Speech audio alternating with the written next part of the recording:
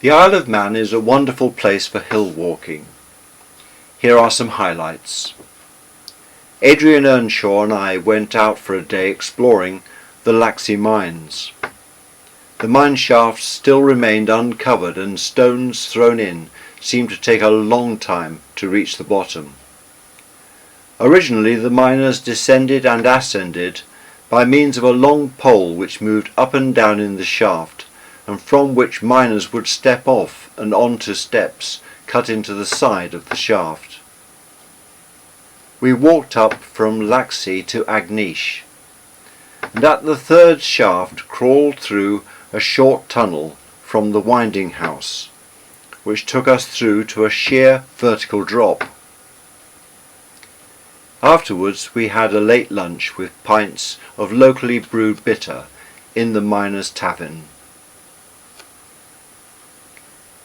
Mike, Pete and I walked from Laxey to Sky Hill, the site of an ancient Manx battle with the Vikings, and camped at Ohio Plantation.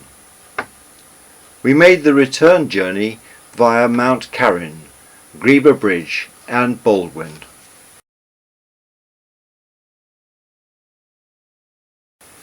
One of my favourite places was the abandoned Erie Nisu farm on the westward path out of Baldwin, and situated on the saddle between Colden and Lagi Roo. Beautifully peaceful here, and the sea can be seen on both sides of the island. At the farm I found a chunky cog, about 9 inches diameter, and took it home as an ornament for the garden. On another occasion I walked the 42 miles around the southern coastline from Port Soderick to Peel, sleeping overnight in the hills above Fleshwick Bay, where I watched a goose waddling about as the sun went down. On the final cliff walk into Peel, seagulls dive-bombed me all the way along. Jan and I took the children on a hike from Agnish to the Snaefell mines, Paul and Catherine each carrying a light rucksack containing only a sleeping bag. A man who we met told us off for making our children carry something so heavy. After exploring and sitting by a campfire under the star-filled sky, we settled down for the night in our 2-man tent pitched in a valley full of rabbit holes.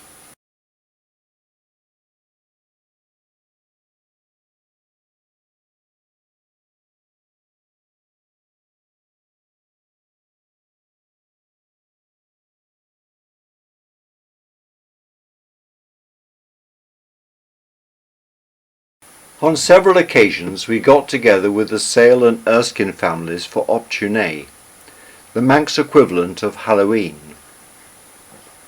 After the children had put on their masks and visited neighbours' homes singing the Optune song, we played games such as apple dunking.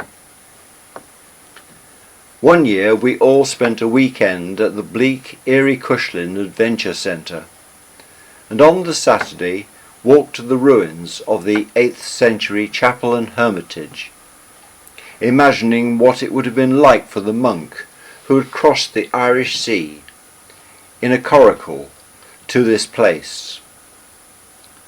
Then we collected wood and played games around a roaring fire after dinner.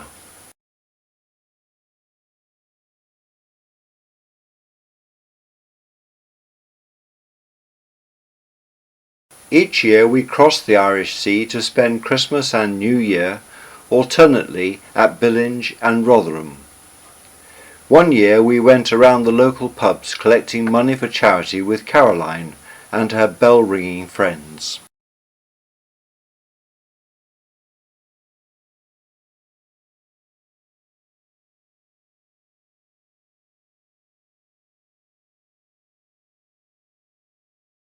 Jan and I joined the Douglas Sub Aqua Club, and after passing the snorkelling tests, attending 20 or so lectures and practice sessions in the pool, we were launched into the sea doing our first aqualung dives at Port Erin. John, who was over on holiday, joined us for this. After several dives around the coast of the island, we both discovered that our ears were not recovering and were quite painful. We decided that we should stop, and one of the last things we did was to attend the sub-aqua fancy dress party at Trafalgar House, where we played some songs. Jan went as Little Bo Peep, I as a South American revolutionary, and Paul went along as a Boy Scout, for which he earned first prize of a koala bear.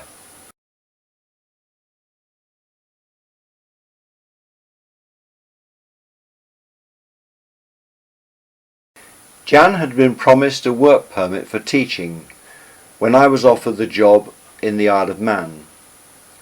However, this was not forthcoming, and she obtained work as assistant to the music advisor Alan Pickard at about a third of teachers' wages. We now needed a second car and did the rounds of the garages, finding the best bargain at DB Autos, where we purchased a Daihatsu Domino, a name unheard of at the time, but a car which kept its value and proved to be very reliable.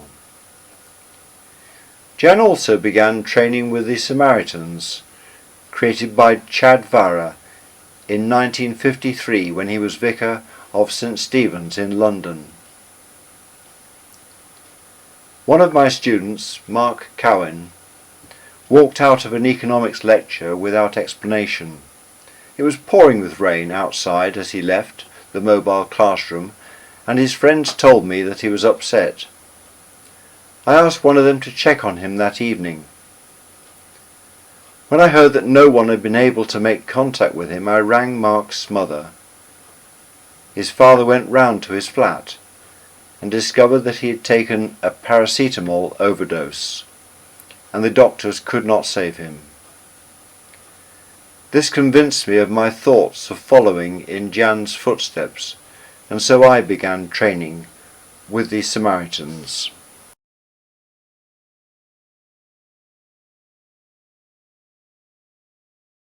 We introduced Paul and Catherine to Forest School camps, where we had first met in 1972. In Teviotdale, Scotland, they joined the Elves, and we were assistant leaders with the Woodlings. The camp chief was Ron Brand, known as Beefy. Here, Catherine, the youngest in camp, is helping him to say thank you to the farmer for allowing us onto his land. Above is the Pea Fair, with rides on a sedan chair. The Pathfinder group chief was Sam Cutler, who was tour manager for the Rolling Stones in the 1970s, notably at Hyde Park and Altamont.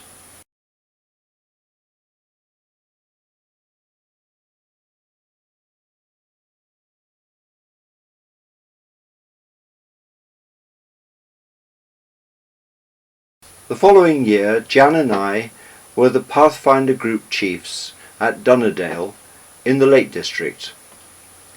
The group particularly enjoyed the hike that we organised across to Eskdale, taking the railway to Ravenglass and visiting Muncaster Castle, where we had a long chat with the owners, who appeared in a television documentary some 10 years later, explaining why they could no longer afford to live there.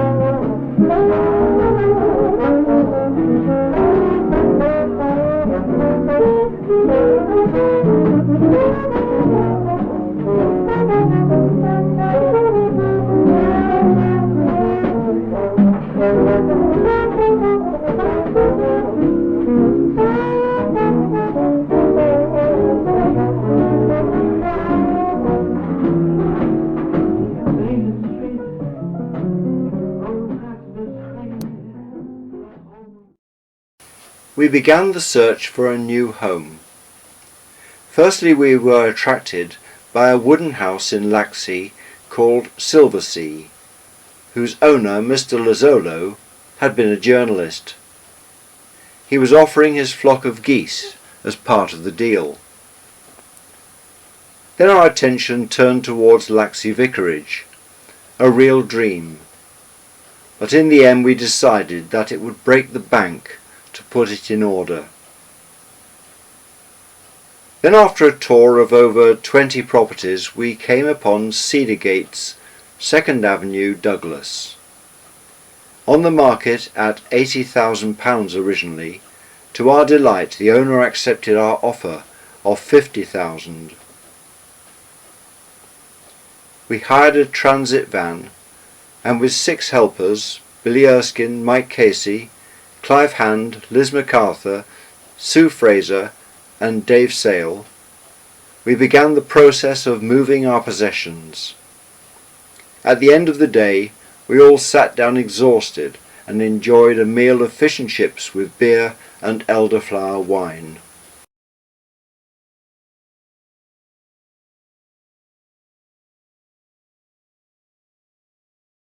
The first thing we noticed was several lights in the house exploding, and found that the pre-war rubber fabric-covered electrical cable was no longer up to the job. With help from an electrical engineer at the college, I drew up a list of equipment needed to rewire the entire house. Then on a trip to the mainland, purchased £1,000 worth of electrical equipment from Mitch Shaw's of Liverpool. It was a big job, and I was helped along by Jeff Key, a fellow lecturer. Towards the end of the year, Jan's dad, Charles Priestley, had a stroke and died on Christmas Eve. The brass band he had played with performed at his crematorium funeral. I remember the evening that I had recently spent with him at a local pub playing dominoes with his friend Bill Robinson.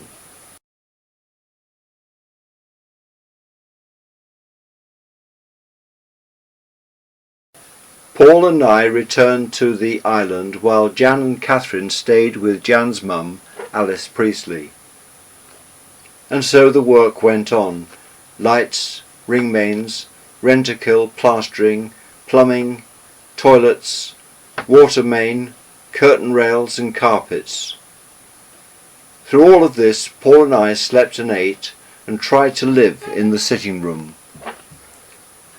Here are some extracts from my diary for January 1984. Sunday the 8th. Spent the whole day preparing the first floor of the house for Rentacle's visit. Saturday the 14th. After a week of plastering, boarding up chimneys and fixing up curtain rail boards, Rentacle arrived and spent the day treating the first floor. I cut out 5 back boxes and laid a ring main cable under the music room floor. Sunday the 15th. Sprayed picture rails and window frames with woodworm killer. Completed wiring in the music room. Made a snowman with Paul. We are both sleeping downstairs until the woodworm treatment has soaked in. Friday the 20th. College Parents' Evening. Paul watched videos on the college TV. Saturday the 21st. Paul went to Summerland with Gavin. I put in wiring for the dining room and took a cable back to the board to complete the dining music room ring main. Tried the paint mate. The pad works well, but the brush is a bit slow. Sunday the 22nd, Paul went to Castletown Baths with Gavin and then to Port Erin. I put in wiring for the kitchen ring main. Saturday the 28th, Paul to Gavin's house for tea. I put down the carpet in our bedroom, boarded up the dining room fireplace and fitted 4 sockets in the kitchen. Put in wiring for the immersion heater and freezer. Tidied up the dining room and kitchen. In March 1984, Alice also died, and after her funeral we spent 4 days at the Billinge house sorting things out. Relatives collected the motorbikes, lathe and welder. Charles's friends were invited to take equipment from his shed and garage, and after several trips to the Oxfam shop we hired express removals from the Isle of Man to carry some items of furniture and equipment back home.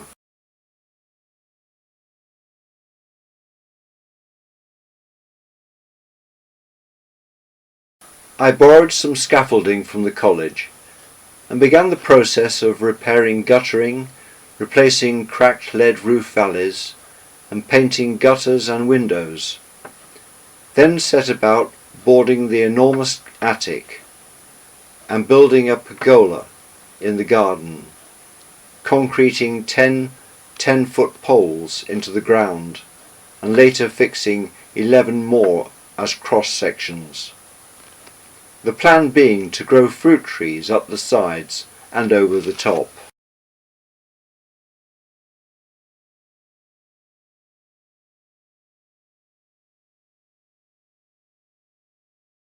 By the summer, we had 2 new fireplaces installed.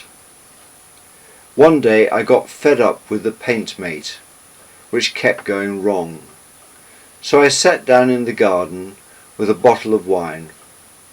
Then one by one, quite out of the blue and separately, Dave Sale, Sue Fraser, Keith Organ and Tony Williams appeared, and 3 bottles of wine later, it was midnight.